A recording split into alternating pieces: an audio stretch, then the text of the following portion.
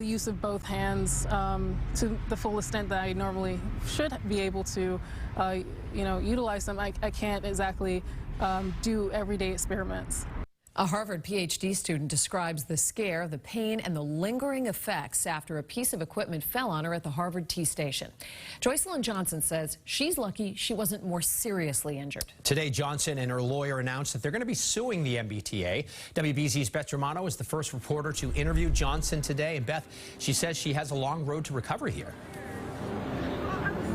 And just how long is not yet clear, but it's enough that she's too nervous now to ride the MBTA and has been driving here to Harvard most days. She went down here to the platform just like she does every day to get the train home and never saw this frightening incident coming.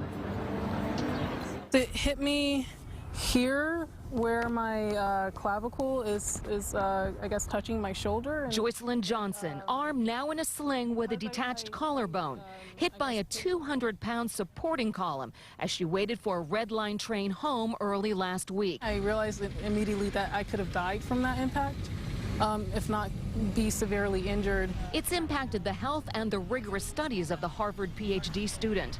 That column attached to a now defunct utility box that came loose and fell due to corrosion. Installed a decade ago in a pilot program to detect biological agents, the box hasn't been used in years. I didn't expect it was actually causing a significant injury because I didn't feel anything. It was a numbing effect. I was in a state of shock. She's now suing the MBTA, hoping to be a catalyst for improved safety.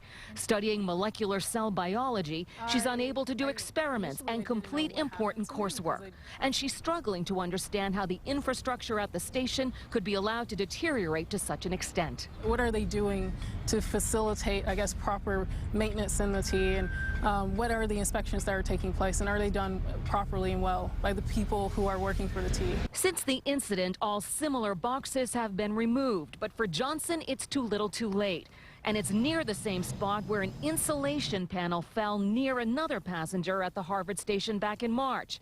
Her attorney wants the suit to make the MBTA take notice. The words they've used have been good.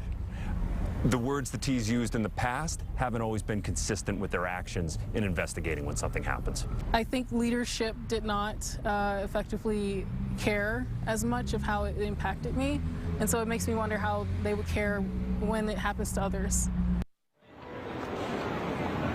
Now, the damages that she is seeking are not yet clear as she continues medical treatment.